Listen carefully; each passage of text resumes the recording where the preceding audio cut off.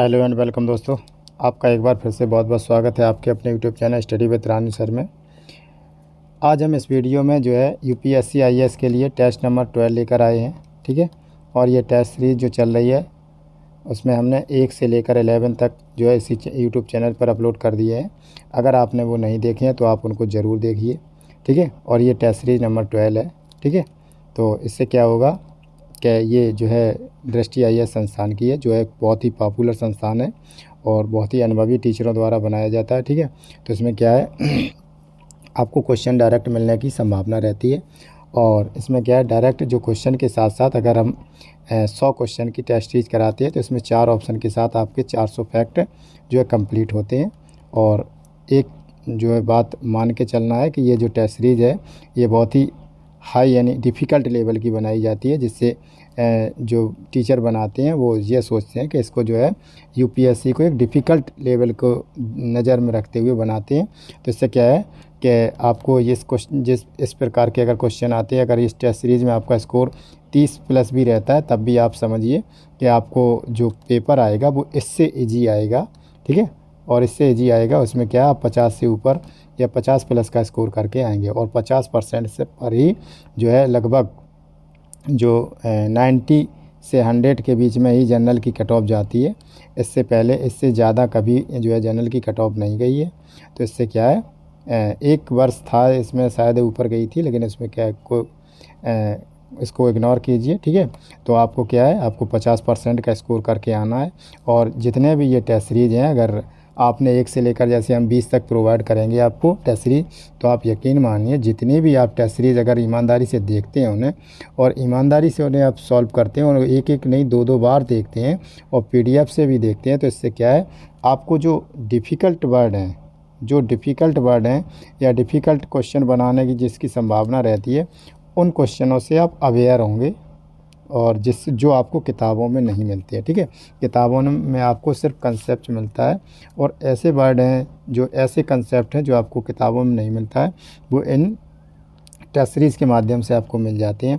तो इस test series को आप ध्यान में रखते हुए आपको क्या करना है, उसको बहुत ही ध्यान से देखना है, जिससे क्या है जिस स्थान पर आपको लगे कि यहाँ पर टर्निंग पॉइंट है तो वहाँ पर आप क्या करनी है, उसमें बहुत अच्छी तरीके से उस क्वेश्चन को देखिए। ठीक है, और इसके बाद क्या है आपको एक अपनी आईक्यू लेवल को भी चेक करने का मौका मिलेगा, जिससे क्या होगा कि अगर आप एक वीडियो पूरी देखते हैं 100 क्वेश्चन तक की, उसके बाद आप इस जो है पीडीएफ के ज़रिए आप बिगर ईमानदारी से आप उसको सॉल्व करेंगे। ठीक है, वीडियो देखने के बाद पहले आप वीडियो देखिए, आखिर गलत है तो क्यों है। लगभग 1-1.5 घंटा की वीडियो बनती है, इसमें कोई आपको दिक्कत वाली बात नहीं है। 1-1.5 घंटा तो आराम से आप देख सकते हैं। उसके बाद क्या है कि जो है इसके 100% जितने भी हैं, और इसके बाद जब आप उसको पीडीएफ से ये क्वेश्चन को आप सॉल्व करेंगे, अगर आपने 70 प्लस क्वेश्चन सॉल्व कर लिए एक बार वीडियो देखने से, ठीक है, तो आपको पता लग जाएगा कि आपका जो है आईक्यू लेवल वो बहुत ही अच्छा है, जो है 70%, लगभग 70% में अच्छा है। ठीक है, तो इससे क्या है आईक्यू लेवल आपका चेक भी होगा और इससे आपको पता चल जाएगा हमारी याद करने की क्षमता कितनी है। ठीक है, और अगर आप 80 प्लस ले गए तब तो आप बहुत ही अच्छे, मतलब आपका क्वालिटी जो है आईक्यू क्वालिटी बहुत ही अच्छी है। तो इससे आपको चेक करने का मौका मिलेगा और इससे क्या है कि आप बहुत ही देखते हैं, आप उसको देख सकते हैं कि आप जबकि अपने आईक्यू लेवल को देख सकते हैं कि हम कितने परसेंट तक याद करते हैं, जबकि जो है कुछ एक नेचुरली अगर बात करें तो नेचुरली बात में ये है कि अगर आप जब जिस समय जो है पेपर या जो पढ़ते हैं या कोई लेसन पढ़ते हैं, उसमें क्या है अगर आपने उस समय जब पढ़ रहे हैं उस समय आपको 80% याद है। ठीक है, अगर आपने ध्यान से पढ़ा, लेकिन जैसे ही आपने बंद करके रख दी 1-2 घंटे टहले तो उसमें क्या 70% आपको याद रह गया। इसके बाद अगर 2-3 दिन तक उसकी रिवीजन नहीं की तो इसमें क्या है आपको फिर वही 40 से 50% आपको याद रह जाएगा। ठीक है, इसके साथ क्या है आपको रिवीजन भी करना है और दूसरे या तीसरे दिन रिवीजन करना है। लगभग अगर 7वें दिन आप रिवीजन करें उसके अनुसार देखें कि अब हमारा आईक्यू लेवल कितना अच्छा है। ठीक है, अगर 7वें दिन भी आपने 70% एक जो आज जो करने के बाद अगर आप 70% या 80% आपने क्वेश्चन सॉल्व किए, उसके बाद जस्ट आप यही टेस्ट सीरीज 7वें दिन अगर आप सॉल्व करेंगे, अगर फिर भी आपने 70% जो है उसको सॉल्व कर लिया बिल्कुल ईमानदारी से, तो यकीन मानिए कि आपको आईएएस बनने से कोई रोक नहीं सकता। आपका साइंटिफिक लेवल का माइंड है, बहुत ही अच्छी आपकी जो मेमोरी है, आईक्यू लेवल अच्छा है। ठीक है, तो देरी न करते हुए जल्दी शुरू करते हैं हम। आज जो है ये जो है टिप्स हैं, थोड़ा फॉलो कीजिए इनको और अपने आप को जांचिए। ठीक है, तो इसमें क्या है, आज का पहला प्रश्न देखते हैं। पहला प्रश्न है, निम्नलिखित युग्मों पर विचार कीजिए। ठीक है, इस तरीके के आपको क्वेश्चन आएंगे। ठीक है, तो युग्म है, एक तरफ है रोग और एक तरफ है कारक। ठीक है, इसमें बताना है जो तत्व, जो कारक तत्व है उस रोग, यानी कौन से रोग से कौन सा कारक तत्व से उत्पन्न होता है, कौन सा रोग। ठीक है, जैसे इटाई रोग है, ये आर्सेनिक दिया गया है इसमें, ये आर्सेनिक से नहीं, ये कैडमियम से संपर्क में आने पर ये जो है होता है रोग। और इसमें कब, लगभग 1960 के दशक में जापान में इसे चिन्हित किया गया था और ये हड्डियों में तेज दर्द करता है। ठीक है, इसे अस्थि मृदुता भी कहते हैं इस रोग। तो ये क्या है, ये सही सुमेलित नहीं है। अब मीना माता रोग, जैसे ये मीना माता रोग है, ये क्या है, ये पारा इसमें बोलते हैं जो मिथाइल मरकरी की विषाक्तता के कारण होता है। ठीक है, ये भी जापान में खोजा गया है, जो एक क्यूशू द्वीप है दक्षिण पश्चिम क्षेत्र में।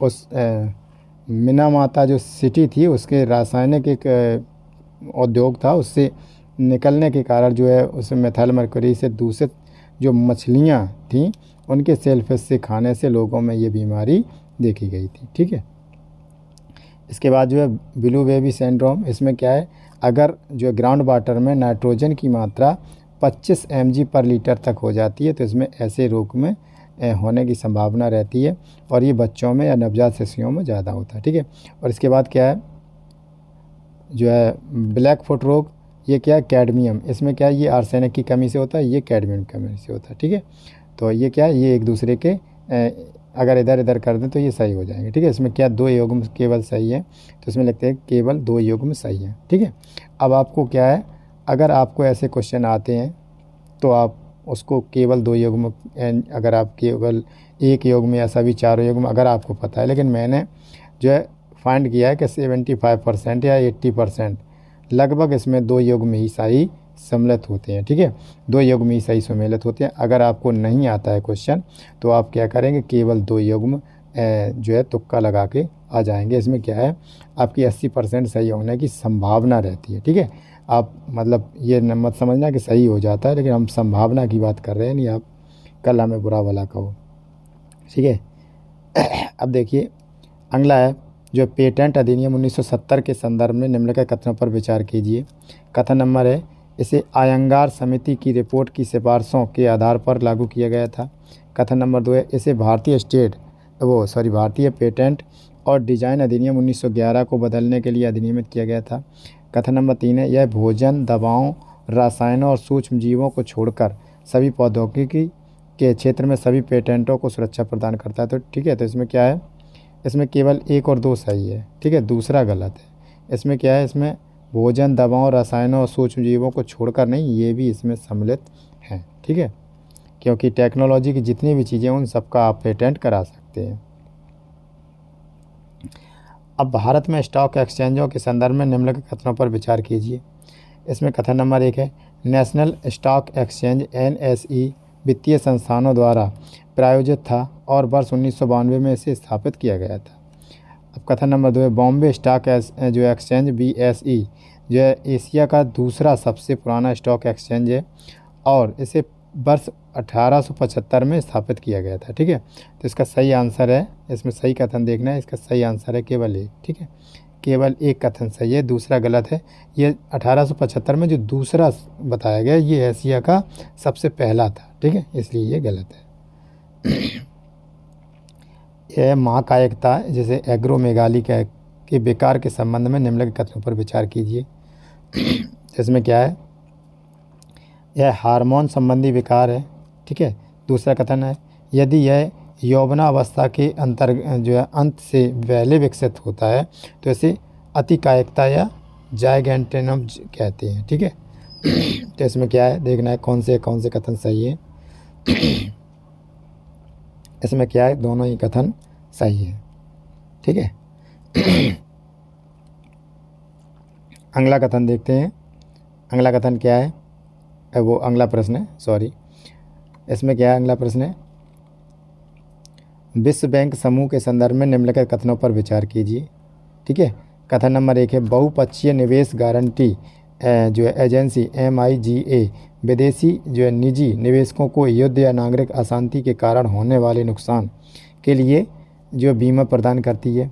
कथन नंबर 2 है, निवेशक जो है विवादों के समाधान के लिए अंतर्राष्ट्रीय केंद्र यानी ICSID की स्थापना वर्ष 1966 में की गई थी, जिसमें भारत इसके संस्थापक सदस्यों में से एक था। ठीक है, तो इसमें क्या है, इसका केवल एक कथन सही है, दूसरा जो कथन ये गलत है। ठीक है, ये दूसरा जो कथन है ये क्या है, गलत है।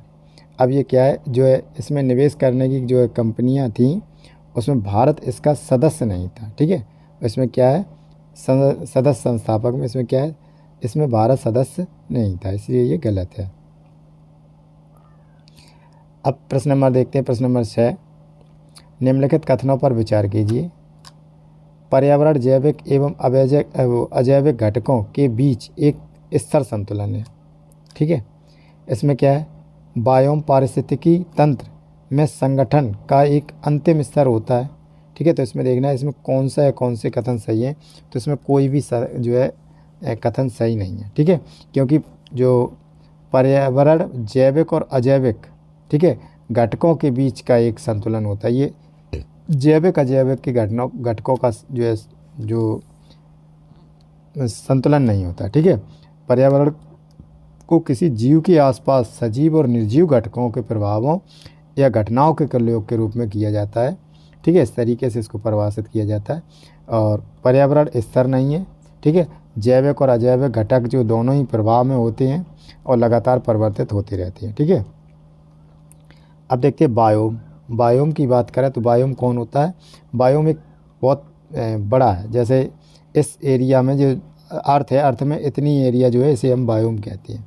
ठीक है, तो बायोम को एक बड़े तौर से देखा जाता है। इसमें क्या है, जो जनसंख्या, एक तरीके जनसंख्या को देखते हैं, उसको देखते हैं, उसको बायोम से डिनोट कर सकते हैं। जितनी ज़्यादा जनसंख्या होती है उस एरिया के जितने जीव जंतु होते हैं उसको हम बायोम कहते हैं। बायोम एक बड़ी एरिया को संतुलन करता है जिसमें हर तरीके के समुदाय के जीव रह सकते हैं। ठीक है, और जो पारिस्थितिकी संगठन है उस जिसमें दिखाया गया पारिस्थितिकी संगठन तंत्र, इसमें अंतिम स्तर होता है। इसमें अंतिम स्तर किसका होता है, जैव मंडल समुदाय का होता है। ठीक है, ऐसे व्यक्ति की बात करें तो पारिस्थितिक तंत्र, इसमें कौन कौन से हैं, व्यक्ति, जनसंख्या, समुदाय, पारिस्थितिक तंत्र, बायोम, जैव मंडल, इस तरीके के वो होते हैं। अब प्रश्न नंबर 7, धार्मिक तीर्थ यात्राओं पर भारत पाकिस्तान जो संयुक्त प्रोटोकॉल 1974 के संबंध में निम्नलिखित कथनों पर विचार कीजिए। इसमें क्या है, कथन नंबर 1 है, धर्म या संप्रदाय के भेदभाव के बिना एक देश से दूसरे देश में तीर्थ यात्रा की अनुमति दी जाएगी। इस प्रोटोकॉल में जो है ख्वाजा बंदे नवाज दरगाह शामिल नहीं है। ठीक है, तो इसमें क्या है, ये दोनों ही कथन आपके सही है। अब देखते हैं अगला प्रश्न है। अगला प्रश्न है जो नई दिल्ली नई औद्योगिक क्रांति 1991 के संदर्भ में निम्नलिखित कथनों पर विचार कीजिए। इसमें क्या है, कथन नंबर 1 है, लाइसेंसिंग के अनिवार्य प्रावधान के अंतर्गत जो एरोस्पेस, गन पाउडर और खतरनाक रसायनों उद्योगों को बनाए रखा गया है। ठीक है, बनाए रखा गया है। कथन नंबर 2 है, प्रदूषण फैलाने वाले उद्योगों को 10 लाख से अधिक आबादी वाले शहरों से कम 100 किलोमीटर दूर स्थापित किया जाना चाहिए। अब इसमें क्या है, कथन नंबर 3 है, इसने निजी क्षेत्र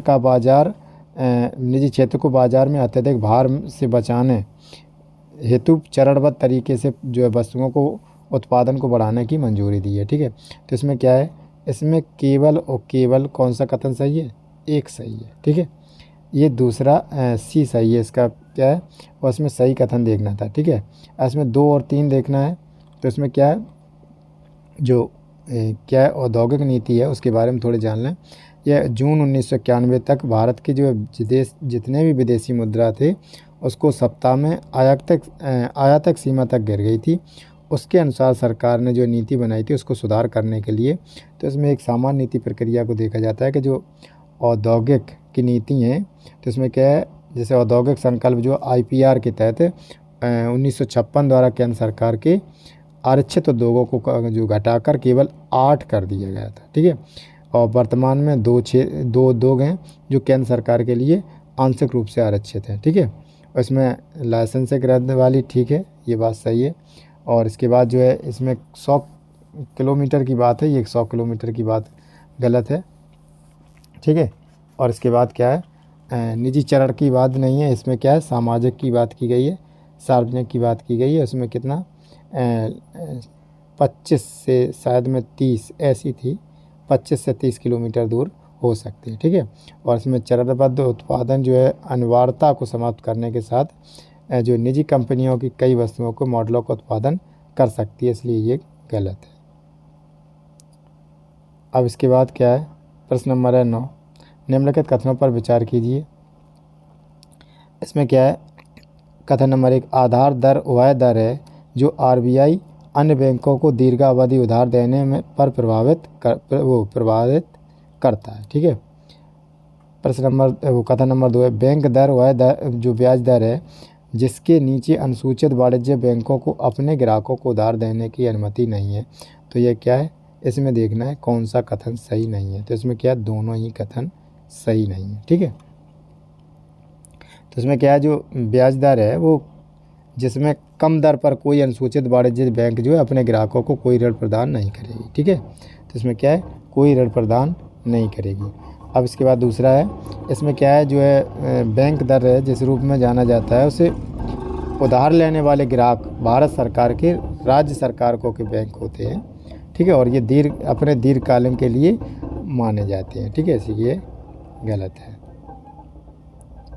अगला प्रश्न देखते हैं, प्रश्न नंबर 10, इसमें क्या है, निम्नलिखित युग्मों पर विचार कीजिए। एक तरफ है जो है जनजाति और दूसरी तरफ है राज्य, ठीक है। अब देखते हैं, जो भील एक जनजाति है, भील, उसमें तो देखना सही सुमेलित नहीं है, ठीक है, क्वेश्चन कथन को पूरा पढ़ना है, ठीक है।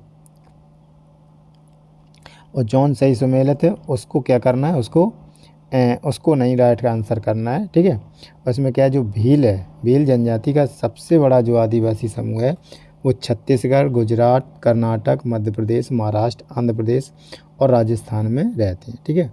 और भील का उपनाम बिल्लू भी है, ठीक है। तो ये क्या है, ये छत्तीसगढ़ है, ये सही सुमेलित है, इसको हमें नहीं काउंट करना है, हमने बताया कि गलत देखना है, ठीक है।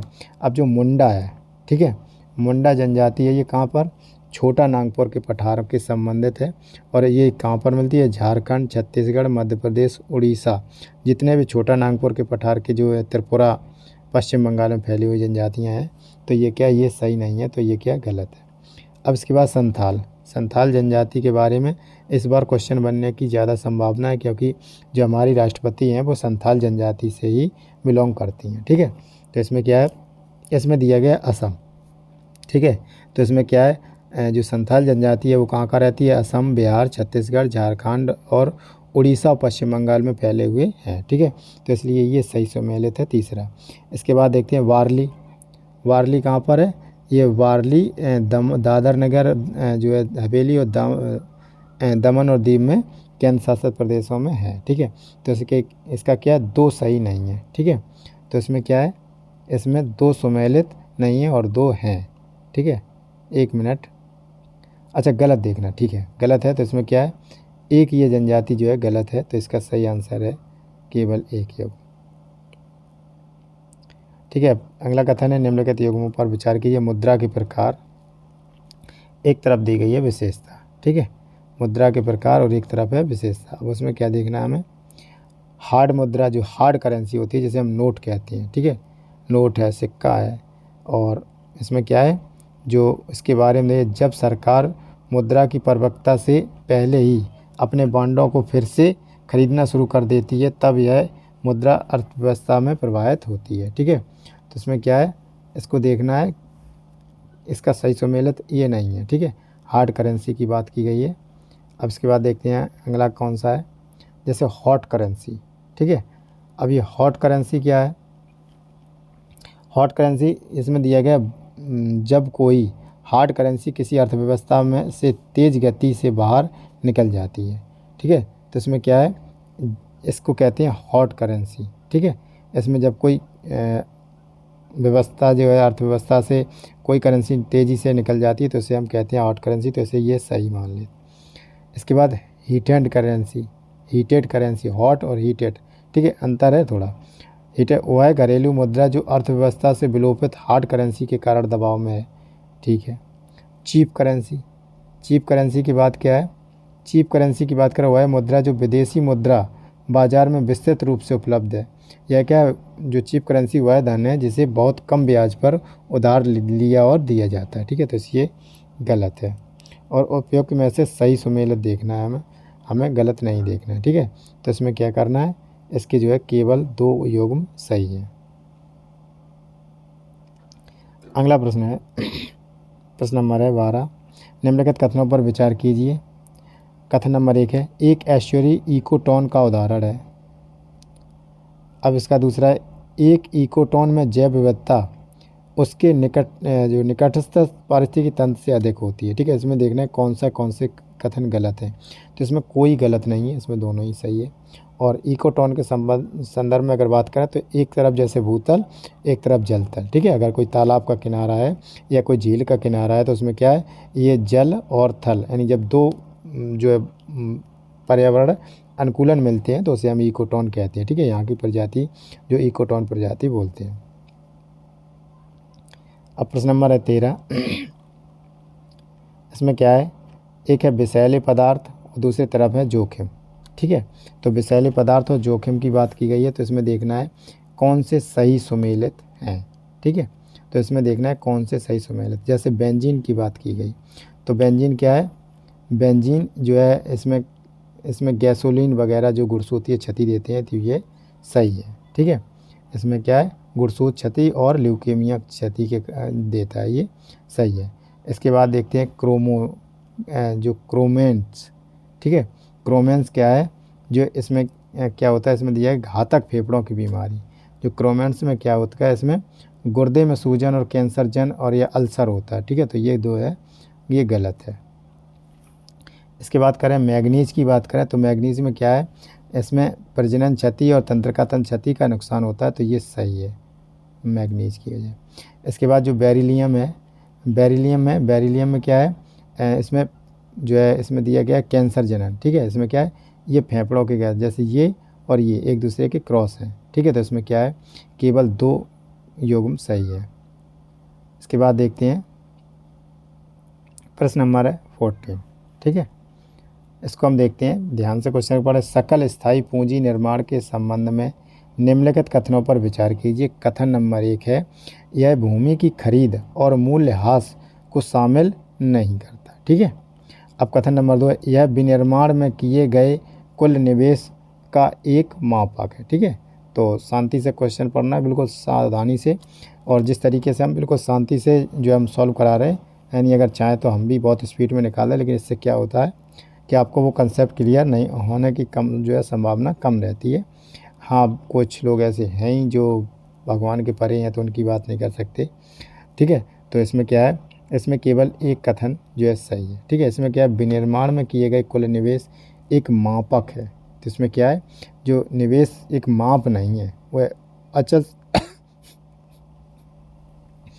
जो अचल संपत्तियां हैं उसमें केवल शुद्ध परिवर्तन का मूल्य होता है। ठीक है, इसलिए ये गलत है। अब देखते हैं अगला प्रश्न है, प्रश्न नंबर है 15। इसमें क्या है, प्रश्न को ध्यान से पढ़ना है। निम्नलिखित कथनों पर विचार कीजिए।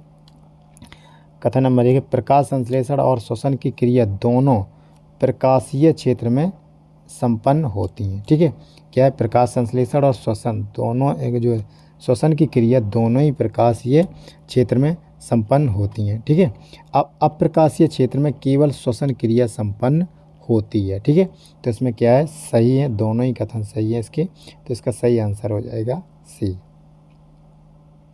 इसका प्रश्न नंबर 16। इसमें क्या है, अल्पपोषी जो है ऑलिगोट्रॉफिक झीलें पोषक तत्वों से भरपूर होती हैं। अल्पपोषी की बात की गई। इसके बाद है दुष्पोषी यानी डिस्ट्रोफिक्स झीलें जो फास्फोरस से समृद्ध होती हैं लेकिन इनमें कैल्शियम की कमी होती है। ठीक है, ऐसे पॉइंट को देखना है, बहुत ज़्यादा ध्यान से देखना होता है। इसमें क्या है, अब देखना है इसमें क्या है, जो कौन सी युग्म सही है। ठीक है, तो इसमें जो है एक कथन, ठीक है, इसमें क्या है, एक कथन सही है। और इसकी बात जो की गई है जो दूसरे में इसमें, और हमें सही देखना था, इसमें पोषक तत्वों की कैल्शियम की कमी होती है। ठीक है, तो ये पॉइंट है, ये क्या है, ये गलत है। ठीक है, ये गलत है, तो इसलिए क्या है, अब देखते हैं अगला प्रश्न। प्रश्न नंबर है 17। इसमें क्या है, देखना है वार्षिक फ्रंटियर्स रिपोर्ट निम्नलिखित में से किस संगठन द्वारा जारी की जाती है। कथन नंबर 1 है, वो विकल्प नंबर है विश्व बैंक, दूसरा है संयुक्त राष्ट्र पर्यावरण कार्यक्रम, तीसरा है विश्व स्वास्थ्य संगठन, चौथा है संयुक्त राष्ट्र विकास कार्यक्रम। ठीक है, अब इसमें देखिए वार्षिक फ्रंटियर रिपोर्ट की बात की गई। इसमें आप किसके द्वारा, आप इसके नाम से ही समझ जाइए वार्षिक फ्रंटियर की बात की गई है, तो ये कौन है, ये विश्व बैंक नहीं कर सकती। ठीक है, विश्व बैंक तो एक फंड है। ठीक है, विश्व स्वास्थ्य संगठन, ये कौन सी रिपोर्ट है, कोई स्वास्थ्य से रिलेटेड है, नहीं है तो नहीं कर सका। संयुक्त राष्ट्र विकास कार्यक्रम, ये भी नहीं कर सकता, तो इसमें क्या है, केवल बी ऑप्शन आपका सही है। ठीक है, कुछ क्वेश्चन ऐसे होते हैं जो खुद ब खुद कहते हैं कि इसका आंसर हम ही है। इस टाइप के क्वेश्चन जो है आपको ज़रूर अटैम्प्ट करने आना। ठीक है, जैसे अगर कहीं ऐसी मान लो उदाहरण है, कहीं उसमें आ गया कि भारत में अवस्थित राज्य का नाम बताइए, उसमें एक राज्य जैसे जो आपको पता भी नहीं है, उसको भले ही आपको नहीं पता हो, उसमें नाम डला है कोई भारत का राज्य, और 3 ऑप्शन का आपको पता है कि ये सब तीनों के तीनों बाहर देश के हैं, तो आप उसको ना जानते हुए भी उस पर टिक लगा से। इसी प्रकार का ये पहला क्वेश्चन था जिसमें तीनों के तीनों थोड़े बिल्कुल हटके थे, और वही सिर्फ एक क्वेश्चन लग रहा था कि यही हमारा सही आंसर है। तो इसमें देखते हैं पोषक तत्व आधारित जो है अनुदान NBS व्यवस्था के संदर्भ में निम्नलिखित कथनों पर विचार कीजिए। कथन नंबर 1 है, NBS व्यवस्था के तहत केवल पोषक तत्व के रूप जो है में नाइट्रोजन की उपस्थिति के आधार पर किसानों को सब्सिडी आधारित दरों पर उर्वरक प्रदान किए जाते हैं। ठीक है, अब दूसरा देखते हैं, यह सब्सिडी व्यवस्था कृषि एवं किसान कल्याण मंत्रालय द्वारा 2010 में लागू की जा रही है। तो ये क्या है, इसके दोनों ही कथन आपके सही हैं। ठीक है, अब देखिए प्रश्न नंबर 19, जो है सेकची डेप्थ किसका माप है। ठीक है, सेकची डेप्थ जो है वह किसका माप है, जल की पारदर्शिता का, या दूसरा है जल में ऑक्सीजन का स्तर, तीसरा है जल में प्रकाश का प्रवेश, तो ये डी है जल में तापमान। तो इसका क्या है सही आंसर है, इसका जल की पारदर्शिता।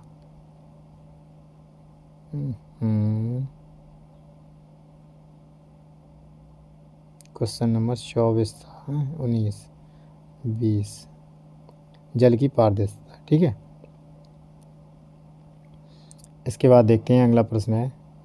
प्रश्न को बड़ी ध्यान से पढ़ना है, बहुत सावधानी से पढ़ना है। ठीक है, आप एक IAS ऑफिसर की तैयारी कर रहे हैं जिसमें जल्दबाजी जैसा तो काम कोई होना ही नहीं चाहिए। आपको बड़े सावधानी से और हर प्रश्न को, हर कथन को सीरियसली लेना चाहिए। ठीक है, और यही एक अच्छे सिविल सेवक का जो है गुण होता है। ठीक है, तो इसमें क्या है, प्रश्न नंबर है 20। इसमें क्या है, निम्नलिखित में से कौन सा जानवरों के एक समूह में साथ रहने का कारण नहीं है। ठीक है, इसमें कारण नहीं है, तो इसमें देखना है संसाधनों की उपलब्धता। ठीक है, अगर एक खेत में भैंस चर रही है, गाय चर रही है, बकरियां चर रही हैं, तो वो दूसरे में भागने की कोशिश करती हैं जबकि उसमें घास उपलब्ध हो।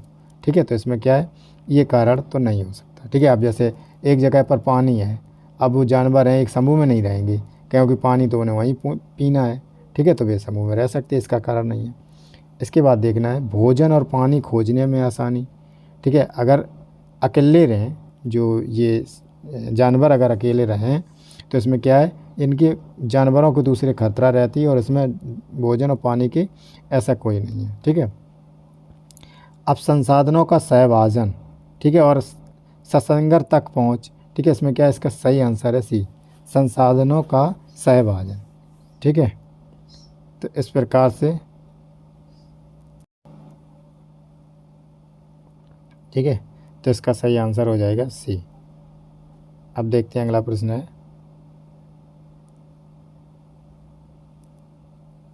प्रश्न नंबर 21, जो जेनो ट्रांसप्लांटेशन के संदर्भ में निम्नलिखित कथनों पर विचार कीजिए। ठीक है, तो इसके बारे में देखते हैं क्या है। कथन नंबर 1 है, इसमें मानव में जो है अमानवीय ऊतकों या अंगों का प्रत्यारोपण शामिल है। कथन नंबर 2 है, जो जीनो ट्रांसप्लांटेशन के लिए सुअरों की तुलना में नर बानर जो है गड़ों को प्राथमिकता दी जाती है। कथन नंबर 3 है, इसमें जो है जीनोम एडिटिंग नामक एक प्रक्रिया शामिल है। ठीक है, उपयुक्त में से कौन सा है, कौन से कथन सही है, इसमें देखना है। इसमें क्या है, केवल 1 और 3 कथन सही है, दूसरा गलत है। ठीक है, इसमें क्या है, सुअरों और की बात की गई है। इसमें क्या है, जो नर बानर गौड़ों को तुलना में सुअरों को महत्व ज़्यादा मिलती है। ठीक है, इसमें उल्टा बताया गया है, इसलिए ये थोड़ा घुमाऊ प्रश्न था। ठीक है, इसके बाद देखते हैं प्रश्न नंबर है 22, निम्नलिखित बायोम को उनकी अवस्थिति के बढ़ते अक्षांश के घटते क्रम में व्यवस्थित कीजिए। बढ़ते अक्षांश, ठीक है, ऊपर अक्षांश बढ़ रहा है और उनके घटते क्रम में।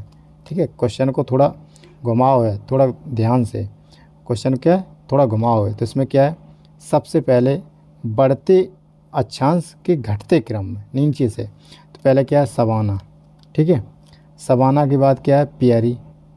ठीक है, सवाना ज़्यादा है जो अक्षांश, फिर उसके बाद प्यारी, प्यारी के बाद क्या है जो है बैरिलियन वन, और ये टुंडा। ठीक है, टुंडा कहाँ है, जैसे कोई पहाड़ है तो पहाड़ में क्या है ऊपर शायद जो है कम है, तो इसमें टुंडा क्या है कम वो होगा। फिर उसके बाद क्या है बैरिलियन वन, फिर उसके बाद क्या है जो है इसके बाद जो है जो सवाना या प्यारी घास के मैदान होते हैं। तो इस प्रकार से इस तरीके से दिया गया है। ठीक है, और वहीं ऐसी जो है स्थिति में आप लोग गलती कर देते हैं क्योंकि क्वेश्चन को पूरा अच्छे से समझने की कोशिश नहीं करते। ठीक है, अगर ऊपर की बात करें तो इसका मतलब है अक्षांश की बात करें तो भूमध्य रेखा से ध्रुवों की ओर। ठीक है, भूमध्य रेखा से ध्रुवों की ओर, तो ध्रुवों में जो है टेम्परेचर कम होगा और भूमध्य रेखा पे ठीक ठाक होगा। ठीक है, इसके बाद क्या है प्रश्न नंबर है 23, इसमें देखना है सस्टेनेबल सिटीज़ इंडिया प्रोग्राम को शहरी मामलों के राष्ट्रीय संस्थान NIUA और किस संस्थान निकाय द्वारा तैयार संयुक्त रूप से किया गया है। ठीक है, तो इसमें क्या है अब इसमें क्या देखना है। ठीक है, हमें इसका अंदाज़ा लगाना है। अब सस्टेनेबल सिटीज़ की बात की गई है। ठीक है, अगर सस्टेनेबल की सिटीज़ की बात की गई है, अगर संयुक्त राष्ट्र विकास कार्यक्रम की बात होती, ठीक है, या एशियाई बैंक की बात होती, या विश्व बैंक की बात होती, या संयुक्त राष्ट्र कार्यक्रम की बात होती, तो क्या है इसमें केवल एक ही जो है कथन सही है। ठीक है, अगर इसमें क्या है इसकी बात होती जो है संयुक्त राष्ट्र विकास की कार्यक्रम की बात होती तो सस्टेनेबल सिटीज़ की बात है, इसका क्या इससे कोई लेना देना नहीं है। ठीक है, इसके बाद एशियाई बैंक का कोई लेना देना नहीं है और विश्व बैंक का। ठीक है, इसका सही आंसर है केवल विश्व आर्थिक मंच। ठीक है, इन तीनों की अगर जो है कोई बात होती तो उसमें थोड़ा फ़र्क जो है एक तरीके से हम आपको फ़र्क समझ में आता, तो इसके लिए क्या है ये आंसर। ठीक है, अब प्रश्न नंबर है 24, मैग्रॉन वन के संदर्भ में निम्नलिखित कथनों पर विचार कीजिए। कथन नंबर 1 है, मैग्रॉन प्रजनन की एक सजीव प्रजक विधि दर्शाते हैं। ठीक है, इसमें क्या है अब स्तंभ मूल मैग्रॉन वनस्पति की एक विशेषता है। ठीक है, तो इसका सही आंसर है दोनों ही, 1 और 2 दोनों ही कथन इसके सही है। ठीक है, प्रश्न नंबर देखते हैं 25, इसमें क्या है निम्नलिखित में से कौन सी वृद्धि की उच्च आंतरिक दर वाली जनसंख्या में प्राणियों की विशेषता नहीं है। ठीक है, उच्च आंतरिक दर वाली जो विशेषता नहीं है। ठीक है, क्वेश्चन को ध्यान से पढ़ना है। अब इसमें क्या है कम अवधि की पीढ़ी, कम अवधि की उच्च प्रजनन दर, अब यौवनावस्था की शुरुआत में देरी, अब एक साथ सामान्य से अधिक बच्चों को जन्म देना। ठीक है, इसमें क्या है कथन कौन सा जनसंख्या प्रणालियों। ठीक है, जनसंख्या प्राणियों की विशेषता नहीं है, तो इसमें कौन सी विशेषता नहीं है। देखो कम अवधि की पीढ़ी ये सही है। ठीक है, अगर कम अवधि की पीढ़ी है तो उसमें क्या है, जनसंख्या बढ़ने की ज़्यादा चांस रहती है। और उच्च आंतरिक दर की बात कर रही है, ठीक है, उसमें क्या है, उच्च प्रजनन दर, ये भी सही है। एक साथ सामान्य से अधिक बच्चों का जन्म, ठीक है, ये भी सही है। यौवना जो अवस्था की शुरुआत में देरी, ये गलत है, क्योंकि अगर इसमें थोड़ी देरी हो तो ये क्या है, जनसंख्या प्राणी जो है वो नीचे गिरते हैं, ठीक है। और इन सब के कारण क्या उच्च आते हैं, इसमें निम्न। अगर इस चीज़ को फॉलो करें तो इसमें निम्न होगा और उसमें क्या और तरीक़ों में उच्च होगा, ठीक है। उसके बाद देखते हैं प्रश्न नंबर 26। 26 क्या है, निम्नलिखित युग्मों पर विचार कीजिए। इसमें क्या है, खिजड़िया वन अभयारण्य, ये कहाँ पर, खिजड़िया जनजाति जो है, मतलब खिजड़िया के लिए जो पहले कौन से चिपको आंदोलन हुआ था, ये गुजरात में ही, ये सही है। जो बखीरा वन्य जीव अभयारण्य, ये उत्तर प्रदेश में, ये भी आपका सही है, ठीक है। इसमें क्या है, जो भिंडावास वन्य जीव अभयारण्य, ये हरियाणा में, ये भी सही है। जो थोल झील वन्य जीव अभयारण्य, ये गुजरात में है। इसके क्या चारों के चारों ऑप्शन आपके सही है। इसके बाद देखते हैं प्रश्न नंबर 27। इसमें राष्ट्रीय बौद्धिक संपदा अधिकार नीति 2016 के संदर्भ में निम्नलिखित कथनों पर विचार कीजिए। तो इसमें क्या है, इसे विश्व व्यापार संगठन के बौद्धिक संपदा अधिकारों के व्यापार संबंधित पहलियों यानी TRIPS के अनुपालन में लॉन्च किया गया था। कथन नंबर 2 है, उद्योग संवर्धन और आंतरिक व्यापार विभाग DPIIT इस नीति को लागू करने के लिए मॉडल जो है नोडल विभाग है, ठीक है। उपयुक्त में से कौन सा कथन सही नहीं है, ठीक है। तो इसमें क्या दोनों ही कथन सही है, इसलिए ये गलत है। प्रश्न नंबर देखते हैं 28। निम्नलिखित कथनों पर विचार कीजिए। इसमें विचार करते हैं, क्या है, कथन नंबर 1 है, परपोषी चारण जो है खाद्य श्रृंखला में पहला पोषण स्तर है। परपोषी चारण की बात की है, जो परपोषी यानी दूसरे पर निर्भर रहने वाले, ठीक है। तो इसके क्या है, खाद्य श्रृंखला में ऊर्जा का जो प्रवाह एक देशीय होता है, यानी एक दिशा में होता है। और दूसरा, खाद्य श्रृंखला में जैसे जैसे हम पोषण स्तर में ऊपर की ओर जाते हैं ऊर्जा घटती है, बिल्कुल सही है। अब इसमें क्या है, एक जो कथन आपका गलत है, इसमें 2 और 3 सही है, इसका सही आंसर है सी, ठीक है। अब इसमें क्या है, खाद्य श्रृंखला में ऊर्जा का प्रवाह एक देशीय, ये सही है, ठीक है। क्योंकि अगर जैसे घास है, घास अगर खरगोश ने खाई, रैबिट ने, तो उसमें कितनी गई, उसमें 90% ऊर्जा गई, ठीक है। जो उसके बाद रैबिट को खाया किसने, मान लो कोई सारस ने या कुत्ता ने या शेर ने, वो क्या नाम, कुत्ता बना दे, ठीक है, कुत्ता, ठीक है, कुत्ता के पास ये कितनी 9% ऊर्जा गई, ठीक है। ये ऊर्जा का प्रवाह कैसा है, पोषण स्तर के अनुसार घटती जाती है। अब कुत्ता को खाया किसी और जानवर ने, तो उसके पास सिर्फ पोषण स्तर कितने गए, 0.9। इसलिए बड़े से बड़ा जो उच्च स्तर का पोषणहारी होता है, वो क्या करता है, वो कोशिश करता है कि हम प्रथम उपभोक्ता वाले मतलब जानवर को खाएं, ठीक है, जिसमें उसको क्या है, ऊर्जा का स्तर अच्छा मिलता है। प्रश्न नंबर देखते हैं 29। इसमें क्या है, प्रश्न नंबर 29, इसमें क्या है, एक्सीलरेट विज्ञान योजना को निम्नलिखित में से किस निकाय द्वारा लॉन्च किया गया था, ठीक है। तो इसमें क्या है, कथन नंबर 1 विकल्प नंबर 1 है, विज्ञान और इंजीनियरिंग अनुसंधान बोर्ड द्वारा, जैसे SERB। दूसरा है वैज्ञानिक और औद्योगिक अनुसंधान परिषद CSIR द्वारा। इसमें क्या है, तीसरा जो है राष्ट्रीय नवप्रवर्तक प्रतिष्ठान NIF। और चौथा ऑप्शन है राष्ट्रीय विज्ञान अकादमी, ठीक है। तो इसमें क्या है, इसका सही आंसर है विज्ञान और इंजीनियरिंग अनुसंधान बोर्ड SERB, ठीक है। इसके बाद क्या है, अगला प्रश्न है, प्रश्न नंबर 30 जो है 30। निम्नलिखित कथनों पर विचार कीजिए। अब इसमें क्या है, इसमें देखना है कि प्रजातियों की IUCN हरित स्थिति यानी ग्रीन स्टेटस है, प्रजातियों की आबादी की पुनर्बहाली का जो आकलन करने और उनके संरक्षण की सफलता को मापन करने के लिए उपकरण प्रणाली है, ठीक है। तो इसके क्या है, दूसरा है हरित सूची पर मूल्यांकित एक प्रजाति को संरक्षण की व्यवस्था नहीं होती, यानी संरक्षण की आवश्यकता नहीं होती, ऐसा कुछ नहीं है। अगर हरित में भी आ जाए फिर भी उसको संरक्षण की आवश्यकता होती है, तो इसका केवल एक कथन आपका सही है। प्रश्न नंबर देखते हैं 31। दक्षिण अमेरिका और फॉकलैंड द्वीप के बीच निम्नलिखित में से कौन सा जलडमरू मध्य स्थित है? ठीक है, तो इसमें कौन सा एक है कुकू।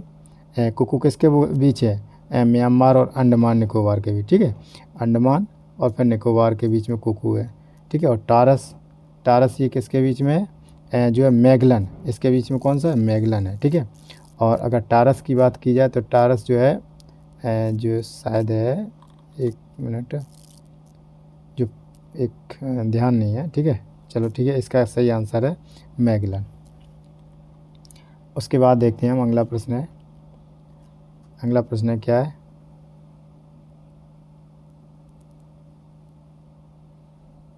प्रश्न नंबर 32। भुगतान संतुलन यानी BOP के संदर्भ में निम्नलिखित कथनों में से कौन से कथन सही है? तो इसमें क्या है? कथन नंबर 1 है विदेशी मुद्रा प्रबंधन अधिनियम 1999 FEMA के तहत विदेशी मुद्रा से जुड़े सभी लेन देन को या तो पूंजी या चालू जो है खाता के लेन देन के रूप में वर्गीकृत किया गया है। इसके बाद है जो पण्य वस्तुएं चालू खाता का हिस्सा हैं, जबकि गैर पण्य वस्तुएं भुगतान शेष में पूंजी खाते का हिस्सा है। ठीक है, तो इसमें क्या है? इसमें केवल एक कथन आपका सही है, दूसरा कथन आपका गलत है।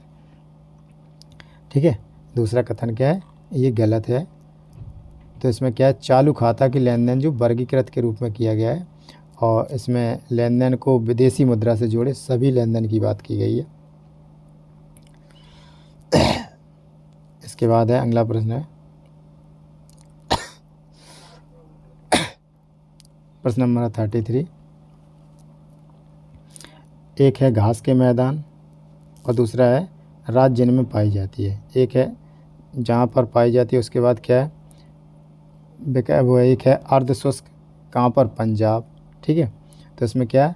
अर्धशुष्क पंजाब। ठीक है, इसके बाद क्या है? शुष्क जो है उप आर्द्र उत्तर प्रदेश। तीसरा है नम उप आर्द्र आंध्र प्रदेश। चौथा है आर्द्र पर्वतीय हिमाचल प्रदेश। ठीक है, इसमें युग्म सही का सम्मिलित करना है। ठीक, तो पहला क्या है? जो अर्ध शुष्क, ये पंजाब, ये तो सही है। ठीक है, अर्ध शुष्क पंजाब ये सही है। अब इसमें शुष्क अप आर्द्र क्षेत्र है, जो शुष्क अप आर्द्र, ये कहाँ का है? ये प्रायद्वीपीय भारत का है, ये यूपी का नहीं है। ठीक है, ये क्या है? ये गलत है। ठीक है, इसके बाद देखते हैं नम अप आर्द्र, ये कहाँ का है? ये जलोढ़ मृदा का, ये भी सही नहीं है, आंध्र प्रदेश की बात की गई है इसमें। और इसका दूसरा क्या है? आर्द्र पर्वतीय हिमाचल प्रदेश, ये सही है। ठीक है, तो इसमें क्या है? केवल 2 ऑप्शन इसके सही है, 2 कथन, 2 युग्म सही है। ठीक है, इसके बाद देखते हैं अगला प्रश्न है प्रश्न नंबर 34। विजय केलकर समिति का गठन वर्ष 2015 में जो है संबंधित मामले को देखने के लिए किया गया था। ठीक है, तो इस कौन से मामले को देखने के लिए किया गया था? सूक्ष्म लघु एवं माध्यम उद्यम के। ठीक है, उसके बाद विशेष आर्थिक मंच SEZ। ठीक है, उसके बाद गैर निष्पादनीय संपत्तियों के लिए। इसमें क्या? सार्वजनिक भागीदारी जो PP पर मॉडल। ठीक है, तो इसमें क्या? D सही है इसका। PP के तहत इसका गठन किया गया था। ठीक है, 2015 और 16 में की गई थी, जो केंद्रीय बजट द्वारा की गई थी। ठीक है, अब इसके बाद क्या है? इस प्रश्न नंबर 35। निम्नलिखित कथनों पर विचार कीजिए। इसके बाद क्या है? इस कथनों में देखते हैं कथन। बर्फ़ और हिम से ढके पर्वत जो शिखर भूमंडलीय ऊष्मन को संतुलित करते हैं। ठीक है, जो बर्फ़ से ढके हैं। इसके बाद दूसरा कथन है हिमनदों के पिघलने से भूमंडलीय ऊष्मीकरण तेज हो जाता है, ये सही है, दोनों ही कथन सही है। अगर जो है हिमनद पिघलेंगे यानी ग्लेशियर पिघलने से CO2 की मात्रा रिलीज होती है। ठीक है, जो CO2 इसमें स्टोर होती है वो रिलीज हो जाती है, और रिलीज होने के बाद इसमें क्या है? ग्रीन हाउस प्रभाव बढ़ता है, जिससे क्या है? पृथ्वी का टेम्परेचर बढ़ता है। इसके बाद देखते हैं प्रश्न नंबर 36। इसमें क्या है? इस्लामिक सहयोग संगठन OIC के संदर्भ में निम्नलिखित कथनों पर विचार कीजिए। कथन नंबर 1 है भारत OIC का सदस्य नहीं है। कथन नंबर 2 है यह संयुक्त राष्ट्र के बाद दूसरा सबसे बड़ा अंतर सरकारी संगठन है। उपयुक्त में से हमें कौन से कथन सही देखना है? तो इसमें क्या? दोनों ही कथन सही है। इसके बाद देखते हैं अगला प्रश्न। इसमें क्या है, प्रश्न नंबर 37। इसमें क्या है, जो है एक तरफ रोग दिया गया है और दूसरी तरफ उसके प्रकार, ठीक है, किस प्रकार के ये रोग है, इसमें युग्म बताना है, उसमें सही सुमेलित देखना है, ठीक है। तो इसमें क्या है, मलेरिया, पहला क्या है, मलेरिया, मलेरिया क्या वेक्टर जनित है, सही है, ठीक है। दूसरे क्या है, जो है इसका जल जनित, ठीक है, ये कौन सा है, खाद्य जनित नहीं है। जो पोलियो मेलाइटिस, ये कौन सा है, जल जनित है, ये खाद्य जनित नहीं है, ठीक है। इसके बाद क्या है, तीसरा जो है वायु जनित में निमोनिया, हाँ ठीक है, ये सही है, निमोनिया वायु जनित, जैसे वायु जनित में इन्फ्लुएंजा, खसरा, चिकन पॉक्स और अस्थमा, बेक्राइंट्स, निमोनिया, तपेदिक ऐसे होते हैं, ठीक है। इसके बाद क्या है, खाद्य जनित में क्या है, जो पेचिस है ये क्या है, जल जनित बताया गया, हैजा पेचिस किससे, खाद्य जनित में, तो ये एक दूसरे क्रॉस है, तो इसमें केवल 2 कथन यानी 2 युग्म सही है। इसके बाद देखते हैं प्रश्न नंबर 38। इसके बाद क्या, निम्नलिखित कथनों पर विचार कीजिए। कथन नंबर 1 है, सेलफिश विषाक्तता शैवाल प्रस्फुटन के कारण होती है, ठीक है। इसके बाद दूसरा कथन है, शैवाल जो प्रस्फुटन से प्रवाल भित्तियों को हानि होती है, ठीक है। तो इसमें क्या है, इसके दोनों ही कथन सही है, इसमें और सही देखना था हमको। अब प्रश्न नंबर देखते हैं 39। इसमें क्या है, 39, निम्नलिखित कथनों पर विचार कीजिए। कथन नंबर 1 है, भारत ऋण समाधान कंपनी जो है लिमिटेड यानी IDRCL बैंकों से एक निश्चित सीमा से ऊपर से खराब ऋणों को चुनती है और उन्हें संकटग्रस्त श्रेणी में संभावित भागीदार को बेचती है, ठीक है। इसके बाद देखते हैं, सार्वजनिक क्षेत्र के जो बैंक और सार्वजनिक वित्तीय संस्थान भारत ऋण समाधान जो है कंपनी लिमिटेड IDRCL में अधिकतम 49% की हिस्सेदारी रखती है, ठीक है। तो उपयुक्त में से कौन सा है, कौन से कथन सही है, इसमें देखना है। तो इसमें 2 कथन सही है, ठीक है। इसमें 2 जो कथन है ये सही है और एक कथन आपका गलत है, ठीक है। इसके बाद देखते हैं अगला प्रश्न है, इसका जो सही आंसर है बी।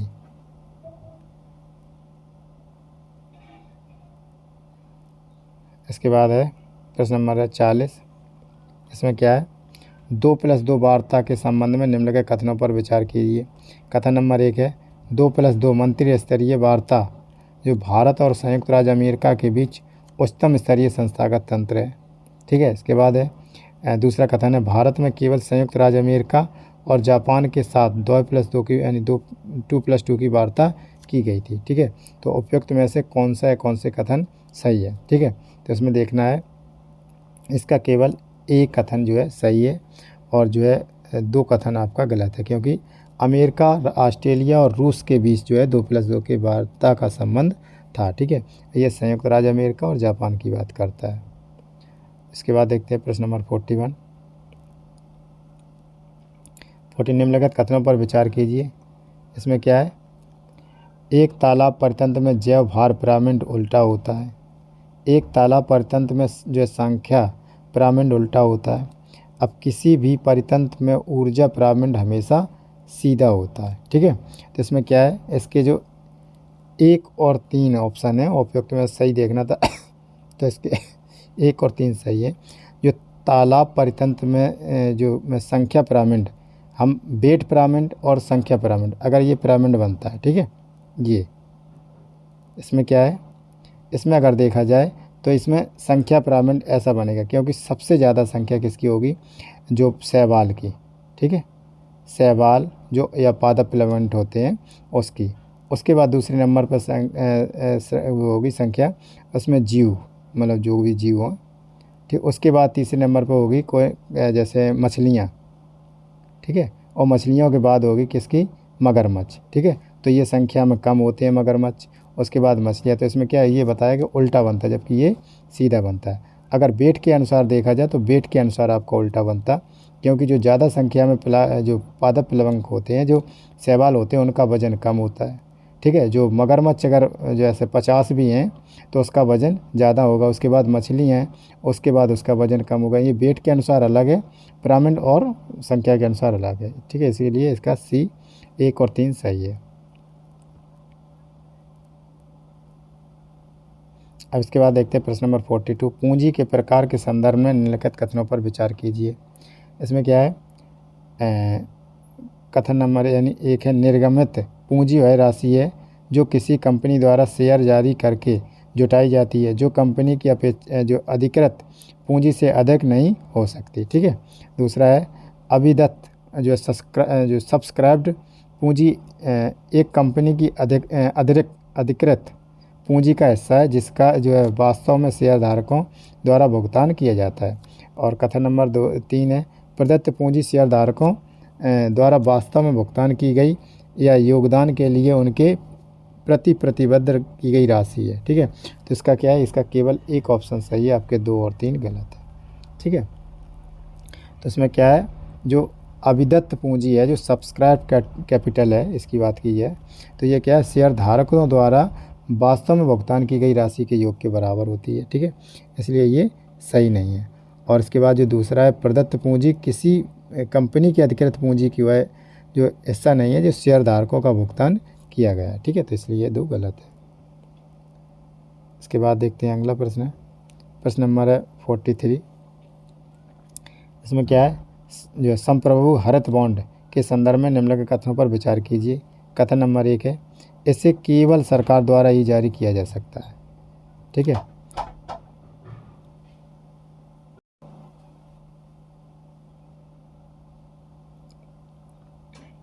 अब प्रश्न नंबर देखते हैं 43, संप्रभु हरित बॉन्ड के संदर्भ में निम्नलिखित कथनों पर विचार कीजिए। तो इसमें क्या है, इसे केवल सरकार द्वारा ही जारी किया जा सकता है। ठीक है। दूसरा है, इन बॉन्डों को प्राप्त राशि को केवल हरित जो है परियोजनाओं हेतु प्रयोग किया जाता है। ठीक है। इसमें देखना है कौन सा है, कौन से कथन सही है। इसमें केवल 2 सही है। इसमें क्या है, एक कथन गलत है, क्योंकि इसमें जो ग्रीन बॉन्ड है, हरित बॉन्ड है, उसमें बहुपक्षीय संगठन विशेष रूप से शामिल होते हैं। इसमें केवल की बात की गई, केवल सरकार द्वारा, ये गलत है। प्रश्न नंबर है 44। इसमें क्या है, निम्नलिखित में से किस समिति ने रेपो रेट और रिवर्स रेपो रेट नामक पदों की शुरुआत की थी। ठीक है। तो इसमें समिति दी गई है, उसमें किसने समिति की है, अरजित आर पटेल ने ये समिति की गई। ठीक है। इस समिति के तहत ये चारों जारी किए गए थे। इसके बाद है प्रश्न नंबर 45। इसमें क्या है, वाष्पशील कार्बनिक यौगिकों यानी VOC के संबंध में निम्नलिखित कथनों पर विचार कीजिए। अब कथन नंबर 1 है, VOCs पेट्रोल और डीजल वाहनों द्वारा छोड़े जाने वाले कार्बन युक्त रसायन हैं। ठीक है। दूसरा देखते हैं, परागकणों को आकर्षित करने के लिए पौधे भी इन रसायनों का उत्सर्जन करते हैं। ठीक है। तो इसका क्या है, VOC वाष्पशील कार्बनिक यौगिकों के तहत में कौन सा कथन सही है। तो इसमें दोनों ही कथन सही है। प्रश्न नंबर है 46, निम्नलिखित कथनों पर विचार कीजिए। इसमें जो है लोटेक पारिस्थितिकी तंत्र में मीठे जल के प्रभावहीन निकाय होते हैं। कथन नंबर 2 है, समुद्री परितंत्र में जो फोटिक जोन को अधिकतम सूर्य प्रकाश प्राप्त होता है। ठीक है। उपरोक्त में से कौन सा है, कौन से कथन सही हैं। तो इसमें क्या है, कथन नंबर 2 सही है आपका, और कथन नंबर 1 जो है गलत है। ठीक है। इसमें क्या, मीठे जल का जो परितंत्र है वो कैसा प्रभावमान होता है, लैंटिक प्रभावहीन गति या के रूप में वर्गीकृत किया जाता है।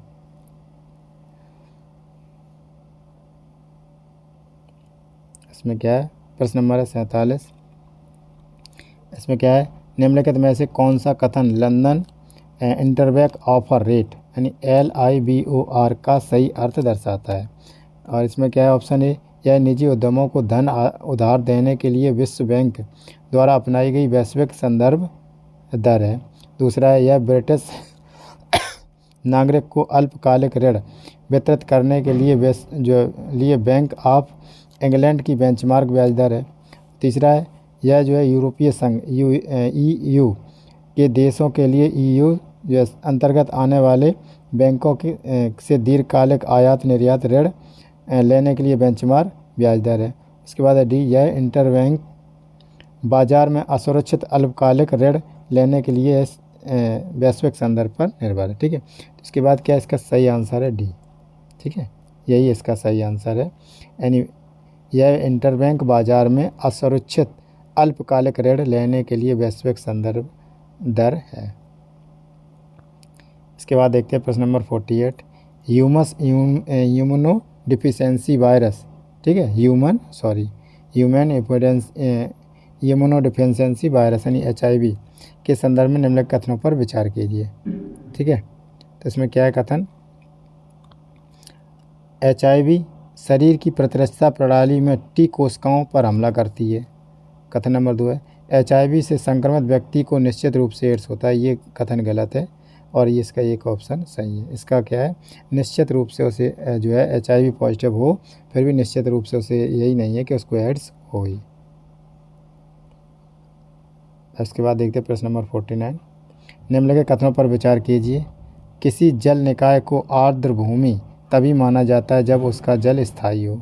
ठीक है, दूसरा कथन है, लवणीय बेसिन यानी सॉल्ट पेन्स प्राकृतिक तटीय आर्द्र भूमि के उदाहरण है। तो इसमें देखना है कौन से कथन सही है। इसमें क्या है, दोनों ही कथन गलत है इसके। ठीक है, इसका जो कोई भी हो, आर्द्र भूमि दलदल हो, ठीक है, इसे पंख भूमि बोलते हैं। इसे कोई भी हो सकता है, चाहे वो प्राकृतिक हो या कृत्रिम हो या स्थिर जल हो या बहता जल हो, इसमें हम क्या उसको आर्द्र भूमि मान लेते हैं। ठीक है, तभी माना जाए, स्थायी जल की कोई बात नहीं है। ठीक है, और दूसरा क्या है, जो मानव सॉल्ट के तटीय आर्द्र भूमि है, लवणीय बेसिन, ऐसा कुछ नहीं है। ठीक है, ये दोनों ही गलत हैं। अगर आर्द्र भूमि की बात करें तो एक है अंतर्देशीय आर्द्र भूमि, एक है तटीय आर्द्र भूमि। तो तटीय आर्द्र भूमि में जैसे लैगून है, एस्चुरी है, क्रीक है, पश्चल है, खाड़ी, प्रवाल भित्ति, टाइडल, फ्लैग, मैग्रोन, साल्ट मार्श, और मानव जनित में साल्ट पेन्स, जलीय कृषि। और प्राकृतिक में है जो अंतर्देशीय की बात करें तो इसमें झील, तालाब, गोखर, जलबद्ध। और इसके बाद मानव जनित में जलाशय, टैंक, जलबद्ध और एस बॉन्ड, इस तरीके के हैं। प्रश्न नंबर 50, प्रधानमंत्री किसान सम्मान निधि योजना के संदर्भ में निम्नलिखित कथनों पर विचार कीजिए। यह क्या है, इसमें दो समान किस्तों में 6,000 रुपये प्रतिवर्ष वित्तीय लाभ शामिल है। अब अगला कथन है, जो भुगतान प्रत्यक्ष लाभ हस्तांतरण DBT के रूप में इसका किया जाता है। इसके बाद क्या, तीसरा कथन है, इसमें सभी भूमिधारक किसानों को शामिल किया गया है। चौथा है, केंद्र और राज्य द्वारा 90 और 10 के अनुपात में इसका वित्तीयन किया गया है। ठीक है, तो इसका क्या है, 1 और 4 सही है। ठीक है, इसमें 6,000 रुपये भी सही है और इसके ये भी 2 गलत है। ये एक मिनट, इस आंसर के अनुसार इसमें सही नहीं है। ठीक है, इसमें क्या 3 किस्तों में, अब ये सही नहीं है क्यों, ये 3 किस्तों में 2-2 हज़ार करके दिए जाते हैं। ठीक है, और इसमें क्या है, जो 90 + 10 की इसकी बात नहीं है, तो इसमें गलत देखना था। ठीक है, तो इसमें क्या है, कौन जो ऑप्शन है, इसमें क्या, जो राज्य सरकार में कोई भूमिका नहीं है, इसमें केंद्र सरकार की 100% भूमिका है। ठीक है, इसलिए ये 2 गलत हैं और 2 ये सही है। नहीं, आप ये समझो कि मैंने कहा ये 2 ऑप्शन गलत हैं। इस क्वेश्चन के अनुसार 2 ऑप्शन, एक ये गलत है, क्योंकि ये सही नहीं पूछ रहा है। ठीक है, तो इसके लिए कन्फ्यूजन क्लियर करना ज़रूरी है। अब प्रश्न नंबर देखते हैं 51, इसमें क्या है, वस्तु एवं सेवा कर के संदर्भ में निम्नलिखित में से कौन से कथन सही नहीं है। ठीक है, कथन नंबर 1 है, इसे 101वें संविधान संशोधन अधिनियम 2016 के माध्यम से प्रस्तुत किया गया था। दूसरा कथन है, राज्य के वित्त मंत्री जो है रोटेशन के आधार पर GST परिषद की अध्यक्षता करती है। ठीक है, इसका केवल बी कथन है, लेकिन यहाँ पर जो 101वां संविधान संशोधन सही है, लेकिन ये 2017 है। ठीक है, इसलिए एक कथन ये गलत है। प्रश्न नंबर देखते हैं 52, निम्नलिखित कथनों पर विचार कीजिए। इसमें क्या है, जो वनाग्नि है स्वजनिक अनुक्रमण का एक उदाहरण है। दूसरा कथन है, किसी बड़े महाद्वीप के मध्य में मौजूद एक क्षेत्र में जो अनुक्रमण तेज़ी से घटित होता है। ठीक है, तो उपयुक्त में से देखना कौन से सही है। तो इसमें क्या है, दूसरा सही है और इसका क्या, जो पहला गलत है। ये स्वजनिक अनुक्रमण का एक उदाहरण नहीं है। प्रश्न नंबर देखते हैं 53,